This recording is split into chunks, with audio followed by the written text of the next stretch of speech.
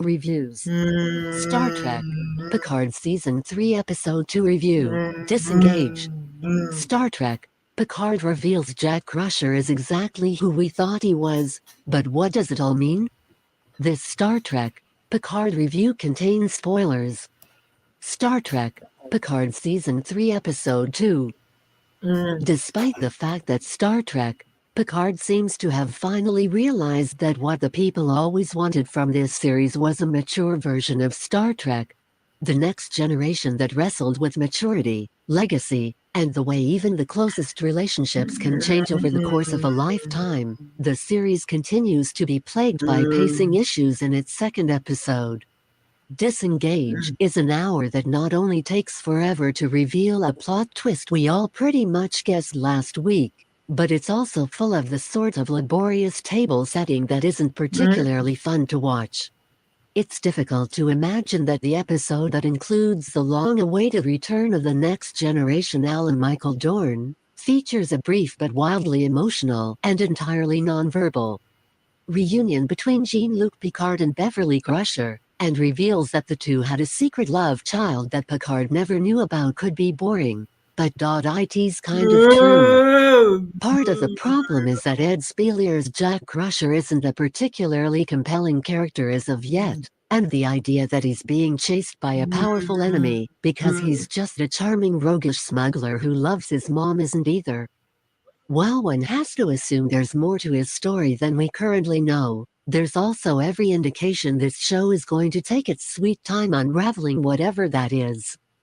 Next 360p 720p HD 1080p HD Auto 720p About Kinetics V254359 About Kinetics V254359. On the plus side, this is also an hour that features plenty of action, as the U.S. Titan dramatically returns just in time to defend the Crusher's ship from attack by Amanda Plummer's clear music. He demands Jack be handed over for various crimes he's supposedly committed in her territory, and Titan's Captain Shaw doesn't hate the idea, as it would save his crew from what is likely certain death. If Jack's been breaking the law outside Federation space, it's not really his problem. Until Picard finally puts the pieces together that Jack is his son and pulls Admiral rank, and suddenly Jack is everybody's problem. Whether they or we like it or not. To be fair, Picard does its best to position Jack as a sort of Han Solo-esque freedom fighter doing his best alongside his mother to bring medical supplies to those in need. But since it seems fairly obvious that Vadic's designs for Jack go well beyond punishing him for something as simple as smuggling, the episode's insistence on dragging its feet is kind of boring. Thankfully, Plummer's over-the-top performance is absolutely ridiculous in the cigar-smoking, scenery-chewing way that often categorizes the best sort of sci-fi baddies. Complete with a truly atrocious attempt at a French accent. What does she really want?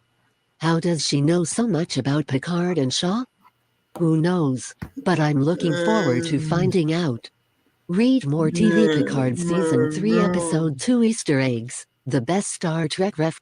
Unsurprisingly, Raffi's story remains the weakest part of the episode and of Season 3 thus far. She spends most of the episode trying to find out why Starfleet has terminated the investigation into last week's horrific terrorist attack. Her undercover work leads her to believe that the low-level Romulan criminal Starfleet's trying to blame the tragedy on was most likely. Handler insists that she back off, that is disengage, get it?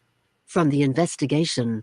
Which is, on the surface, an absolutely noble effort, and something we'd expect from pretty much any Starfleet officer.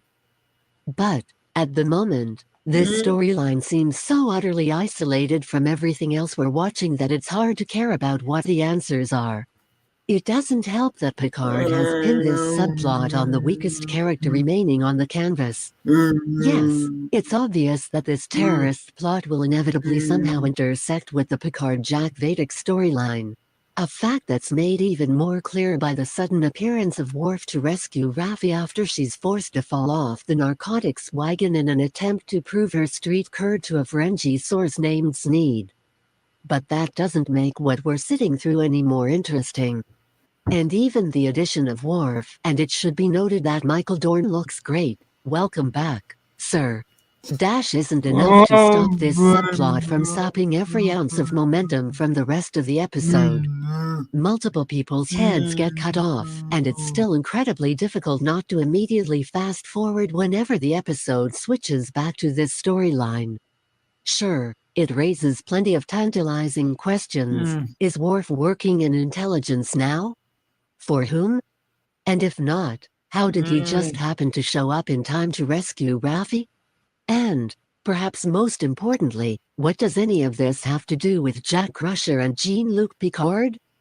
Considering Disengage doesn't even feature a conversation between Picard and Beverly, we probably aren't going to get the answers to any of those questions anytime soon. Which, hey, I get it. Let's find out how the next generation's most popular will-they-won't-they romantic relationship somehow had a secret child together in the years after Star Trek, Nemesis first. I'm ready.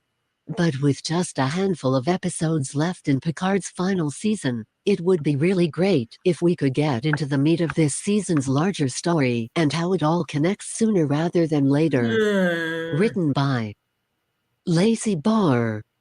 Lacey Barr is a digital producer by day, but a television enthusiast pretty much all the time. Her writing has been featured in Paste Magazine, Collider. Read more from Lacey Barr.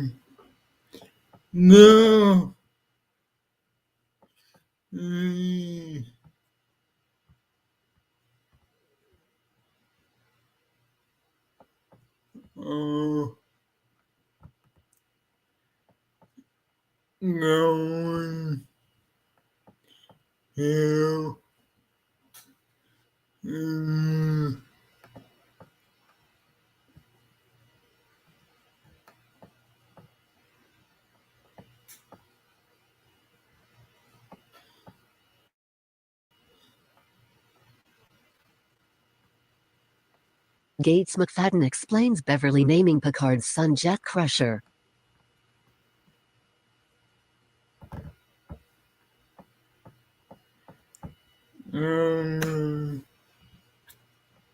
Exclusive. Gates McFadden explains why Beverly Crusher chose the name Jack Crusher for her and Jean-Luc's son in Star Trek, Picard Season 3.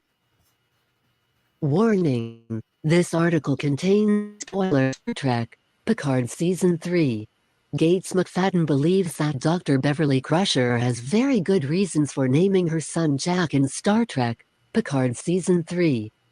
Jack Crusher, Ed Spielers, is one of Picard Season 3's biggest mysteries, as he is at the center of a plot by the villainous Captain Vadic, Amanda Plummer, and rogue changelings.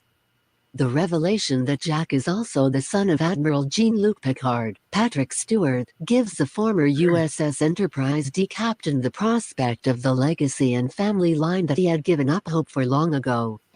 Screen video of the day midnight 01:0010. Star Trek, Picard Season 3, Episode 2, Disengage, confirmed what Jean-Luc had suspected, that Jack is his son and that Beverly hid this information from him for over 2 decades. In an exclusive interview with Screen Rant, Gates McFadden explains how Jack Crusher's name was part of Beverly's attempts to keep his paternity a secret. Read her quote below. "I can understand that if she had named him John, Luke, or Picard, everyone would have made the connection. Everyone was saying why? You know, so obviously, again, I think it's about protection. And it's also in its own way, a signal. Picard would know, because Jack was their commonality as well as their own feelings for each other. So it kind of seems very appropriate." Related, Picard and Crusher explaining Jack is one of Star Trek's greatest scenes. Jack Crusher's name in Star Trek, Picard has an extra Next Generation reference. It's been established in Star Trek, The Next Generation that Beverly, her late husband Jack Crusher, and Jean-Luc were all friends from Picard's time as captain of the USS Stargazer. It, therefore, makes perfect sense that, in naming her son after her late husband, Beverly is both protecting her son from Picard's enemies, while leaving a significant clue for his real father.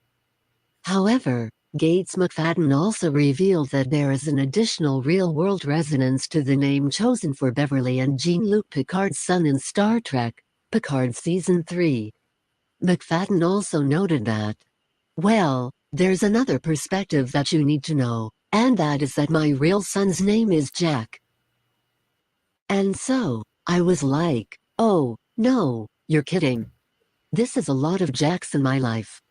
Beverly and Jean-Luc Picard's son sharing the same first name as both Beverly Crusher's late husband and Gates McFadden's real-life son adds as fitting.